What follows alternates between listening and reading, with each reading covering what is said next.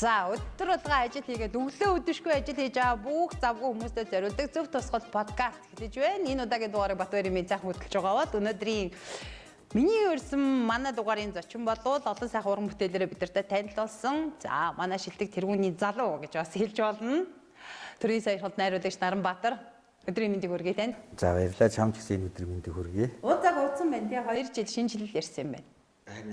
Чи би чам гарсан өнөдөр айгүйх баяртай байна. Би ч гэсэн баяртай. Тэгэхээр зэрэг одоо илүү нийгмийн тусгал гэхээр нийгэмдээ бид нэр гэрэл гэгээтэй зөв тусгал бий болгохын тулд та бол ийм компанид ажил зохиосон ч вэ, зохиогүй ч вэ үргэлж оролцож идэг хүний нэг гэж бодож байгаа байхгүй юу? Яагаад гэх юм бол уран бүтээл гэдэг чинь өөрөө нийгмийн толил болоо явждаг штэ тийм үү? Тийм шүү. Тэр дундаа уран бүтээл бол хамгийн хүчтэй хүрдэг сегмент нь бол яах ярахгүй хүүхдүүд тий.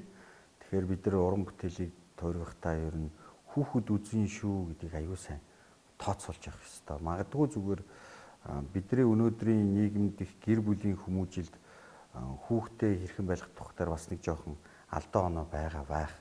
Жишээ нь одоо 9 цагаас хойш хүүхдээ телевизээр үзүүлдэггүй байх ёстой шүү дээ. Гэтэл бид нар хэр их гэр бүлийг яг мөрдөж байгаа бол оройн цагийн киног үзүүлэхгүй байх, зөвхөн одоо хүүхэлдэйн цагийг үзүүлчихэд одоо унтааж уулна амрааж явах ёстой. Гэтэл бас энэ чинь орчин нөхцлөөсөө болоод бас их мөрдөгдөж чаддгүй байх. За тэр үедээс ингээд тэр хүүхэд маань телевиз, радио, урлаг, соёлоос, театр, циркээс болоод маш их тусгалуудаа олж авдаг. Тэгэхээр бид нар уран бүтээлдээ бол хүүхдийн сэтгэл зүй гэдэг үл өөрөө цагаан цаас гэж үзэх юм бол тэр цагаан цаасан дээр ямар өнгө татж байгаа вэ гэдгийг аюул сайн тооцоолох хэрэгтэй. Тэгээ уран бүтээлч бид нар бол бүр илүү их боддог л да. Жишээ нь хүүхэд байх хүн бид нар гэсэн том хүмүүст бид нар ийм баатар хэрэгтэй гэдэг шүү дээ. Ямарваа нэгэн. Жишээ нь дуурайх, тэрийг одоо бахархлаан болгох, үлгэрлэн дагах гэдэг.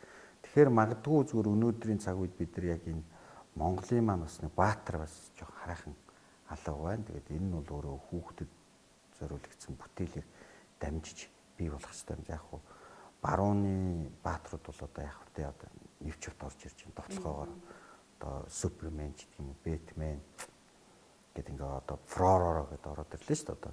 Тэгэхээр бидний ийм үндэсний бас баатар маань бас урлагийнхан бидэрт бодох цаг болжээ. Тэгээд энэ тухай бас ярьж ил байсан. Тэгээд уул нь бол бид нар шиг одоо сайхан үлгэрийн сантаар том бол байхгүй.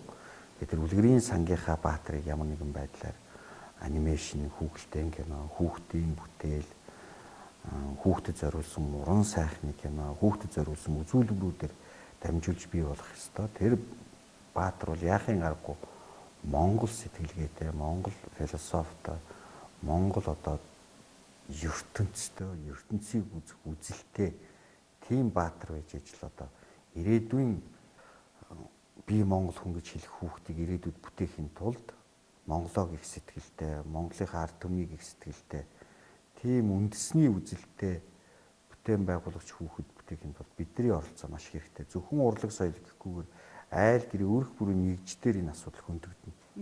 Тэгэхээр бид нар бол хүүхдийн тэр цэвэр ариун, нандин одоо хүнийг хайрлах, бусдыг хайрлах, байгаль дэлхийг хайрлах, нийгмээ хайрлах, нийтийн дунд амьдрч сурах тэр ухааныг л хамгийн түрүүнд л бий болгохмоор санагддгийг би боддгийг шүү дээ. Ингээд бусдыг хүндлээд бусдын төлөө цохилох зүрхтэй болгоод л тэр суурийг тавиад өгчвөл одоо цаашд нь бол одоо их орн аваа явна шүү дээ. Та жишээ суурийг яаж тавьж байна? Та ийм бодолтой л байгаа юм чинь гэрийнхэн бол баатар наахан биш дээ. Би бол таны шууд баатар нь л гэж бодчихлоо яагаад ч юм. Өнөөдрийн подкастын зочин бол Төрийн саяхад найруулагч Наранбаатар. Гэхдээ яг аав хүн бол дотроо бодож байгаа ш гэрийнхээ яалчгүй одоо үлгэрлэн дуурайх баатар нь байх ёстой шүү дээ. Яахын аргагүй хүн бол би ч гэсэн багтаа ингээл аав өвөөгөө ингээл хамгийн одоо мундаг гарал бодож байгаа юм чинь тэр чанарыг барьж явахыг л хичээн. Гэхдээ би амар мундаг барьж чаддаг ч хэлж чадахгүй шүү дээ. Ягаад гэвэл хичээх ёстой. Би нэг хүн учраас алдаа оноотой 13 тэгш болсон цагт хүн бол алдаа оноогүй болох байх гэж би боддог гэж. Тэгэхээр яг хичээж जैन тэгээд нэгдүгээрт бол хийж байгаа бүтээлч шинж чанараараа би эхлээд үлгэр дурлагдав. Хөдөлмөрч альва өөрийнхөө сонгосон ажил мэргэжилтэд хөдөлмөрч үнэнч тэрэндээ одоо бүр зүрх сэтгэлээ өгдөг тэр зан чанарыг бол илүү их би хүүхдүүдтэй үлгэрлэхийг хичээдэг. Сүүлийн үед бол нэг ийм бодол их төрдөг болсон. Хүн өөрийгөө их хайрлах хэрэгтэй байна. Хайрлна гэхээр одоо залхуураад лазандаад эсвэл ингээд жайж байгаа твтээд байх биш л да. Эрүүл мэндтэй. Би эрүүл байна гэдэг бол хариуцлага байхгүй. Би тэр олон хүүхдийн өмнө хариуцлага үлээсэн хүн би доголдолтой ажгүй өөрийгөө эргүүлээд зөрүүлээд асруулах байдал тогтоосоо олжгүй учраас нэгдүгürt өөрийгөө хайрлах гэдэг энэ ухтхан руу сүүлийн үед аягүй ханддаг болсон. Тийм учраас энэ эрүүл байхыг аягүй хичээж जैन цаг заваа их өөрийнхөө эрүүл мэндэд зарж байна. Хоолны дэглэмийг чухалчилж байна. Спортлог байдлыг ингээд өөртөө анхаарал ихэлсэн чинь хүүхдүүдэд яг энэ тусгал яг ирж байна. Эхлээд бол их сонирн биш байсан тийм ээ. Тэгэхээр зөв хоолд орой бага хоол идэх эсвэл тийм хөнгөн чанарын жимсгэн рүү хандуулаад ирсэн чинь дагаад гэр бүл маань бас яг нөгөө аав манлайлагч маань тэгэхээр чинь яг гэр бүл дагж шít.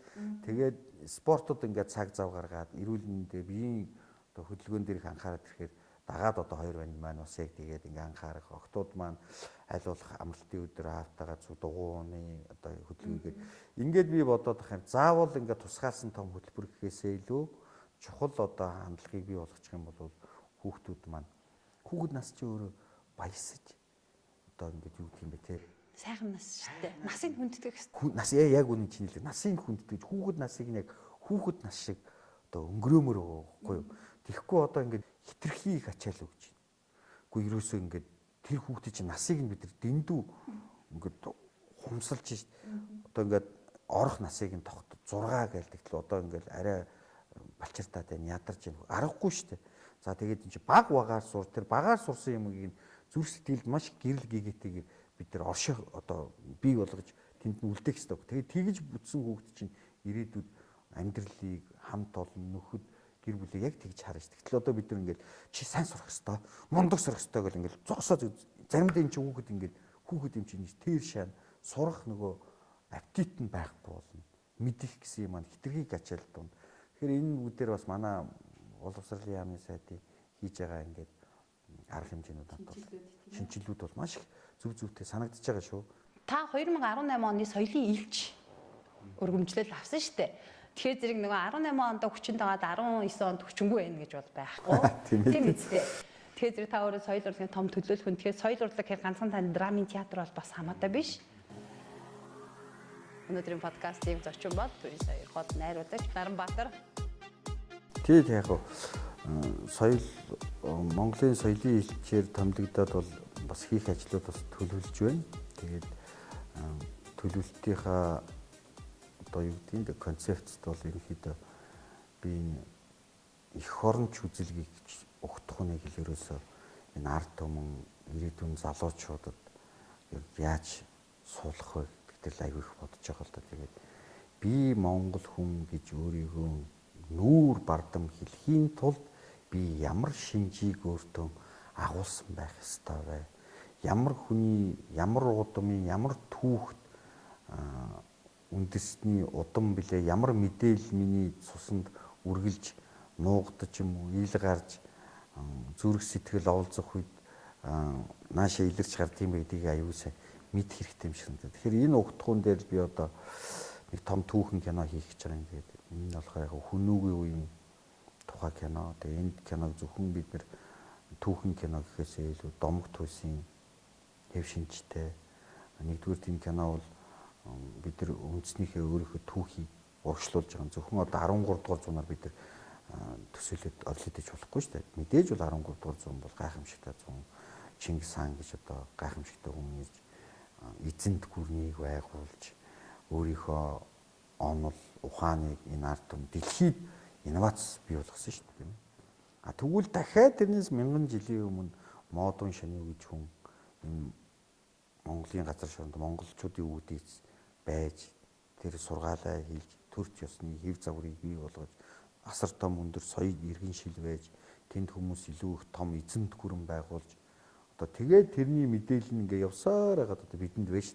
Тэгэхээр бол зүгээр дахин сэргэх тийм магадлалын онолоор бол байж боломжтой. Яг л мэдээлэл нь.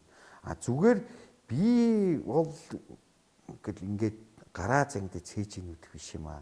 Би зүгээр энд нэг зүйлийг хэлье. Хамгийн түрүүнд их оронч үзэл би зүгээр л энэ нэвтрүүлгээр хүмүүс мэдж яваасаа гэж хүсэж байна. Та өөрийгөө их оронч үзэлтэй гэж хэлхийн тулд хамгийн түрүүнд та хөдөлмөрч байх хэрэгтэй. Бүр тэр дундаа бүтээлч, салбар та.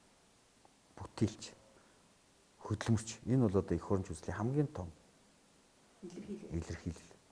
Хоёрд за энэ дунд чи би янз бүр яриа шүү дээ. Өөрийнхөө ажилдаа үнж бусдын юм руу шүлсээ үзүүлдэггүй байх. Тийм ээ дор юмаа сайн хийх хэрэгтэй байхгүй. За тэгээ хоёрд нь бол одоо бидний үндэсний хэл их хэл бичиг соёл одоо эрхэмлэн дэглэж чаддаг байна. Энэ хэл дээр би ярьж байгаа гэхэд өнөөдөр бид нар ер нь та бүхэн саяны яриа нэг үсрээд нэг 500 дунд эргэлж чадж гин үгүй. Гэтэл бид нар бүр ингэж үгнийхээ үгсийн сангийнхаа хэрэглээ улам багасгаад байгаа. Өдөр хэрэгжсэн. За гуравт нь бол одоо бид нар энэ газар шороо ажиллах хэрэгтэй. Энэ газар шороо ямар их үнцэнтэй вэ? За энэ тухай бол аягүй л их ярьж байна. За тэгээд их түүхээ мэдэх хэрэгтэй. Их түүхээ мэднэ гэхээр бид нар нэг ингэж байгаа юм. Нэг одоо 1348 оны 6 сарын 14-ний намрын нэгэн өглөө гэж ярих гэхээр түүх мэддэгтэй гол нь биш ээ. Нэр хамгийн гол нь ямар процесс болж өнгөрсөн юм. Тэнд бид нар юу олж авсан, юун дээр алдсан, юун дээр онсон юм бэ? Бид нар цаг үеийн туршид анализ хийх хэрэгтэй. Юун дээр алдаад байна? Юуг тэр үед ингэж чухалч ирсэн? Үнд зүйл маань юу байсан? Яагаад энийг ойлгуулж чадаагүй юм бэ?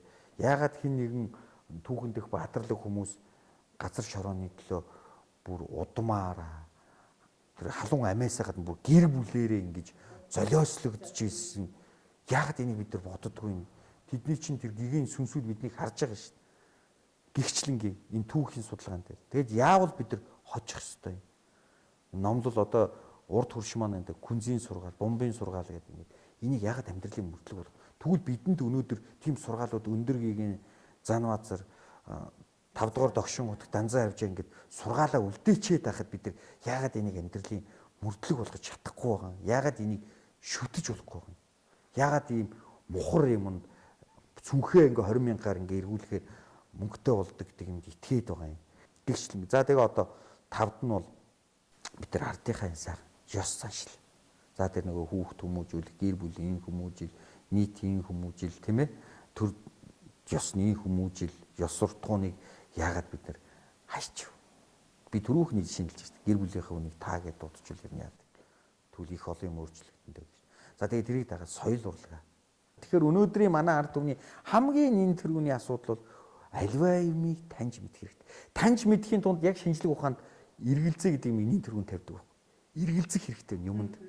Эхлээд эргэлзээ тэгээд тэрийг батлах гэж оролдож яаж аливаа юмыг таньж мэд. Тэрийг судалдаг байхгүй. Энэ партитурыг ерөөсөө алдагдсан. Чамааг миндэг муу гэл юм уу тэгэл бүгд муулах чинь. Ямар ч эргэлзээгүй. Би ингэж гүн чи миндэ миний найз. Угаа энэ худлаа. Би судлаа миндээтэй уулзъя, утастай тэр хүний хийж яриад үзье, дор хаяж харьцаад үзье гэжээ сая би тэр цурхалд итгэх хэрэгтэй байсан. Гэтэл ерөөсөө эргэлзэх, судлах, дүгнэлт хийх, харьцуулах гэдэг юм байхгүй болсон байна. Тийм учраас өнөөдрийн бидний нийгэм дэх ард түмэнд бол аливаа зүйлийг таньж мэдэх ухтгун хэрэгтэй. Аливаа юмыг таньж мэднэ гэдэг чинь соён гэгэрлийн соёо нөхгүй юу? Хэрвээ бид юм таньж мэдэх юм бол аанда зүв болчихно. Чухамдаа өнөөдрийн подкаст бүр юугаар илүү байсан бэхээр яаж зөвдөө Монгол зөв тусгал байх вэ гэдэг нь илүү ойлголоо шүү дээ. Яагаад гэх юм бол бид нар Монгол хүүхдтэй ээж аавд шүү дээ. Бидний урилгыг хүлээн авсантай дасар их баярлалаа.